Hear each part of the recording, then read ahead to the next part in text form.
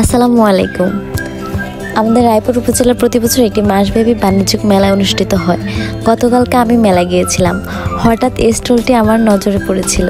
স্টলটিতে দেখলাম যে ফেলে দেওয়া নারকেলের মালা দিয়ে অনেক সুন্দর সুন্দর চায়ের কাপ, কেতলি, ফুলের টব এবং নানান সামগ্রী জিনিসপত্র তৈরি করেছে।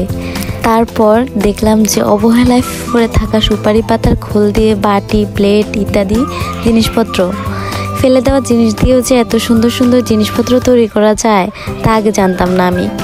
এখানে আর্ট স্কুলে ছোট ছোট বাচ্চাদের কিছু আর্টও ছিল। বাচ্চাদের আর্ট হিসেবে আর্টগুলো অনেক সুন্দর ছিল। যাই হোক, সবচেয়ে ভালো লেগেছে আমার স্টলের আপুটার ব্যবহার।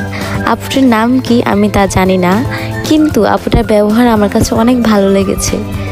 যাই হোক, আমরা লক্ষ্মীপুরের মানুষ, নারকেল সুপারিতে ভরপুর আমাদের লক্ষ্মীপুর, তাই তো আমরা নারকেল সুপারির কোনো জিনিস ফেলে দিই না। নারকেল সুপারি ফেলে দেওয়া জিনিসপত্রগুলো দিয়ে এই যে ঘর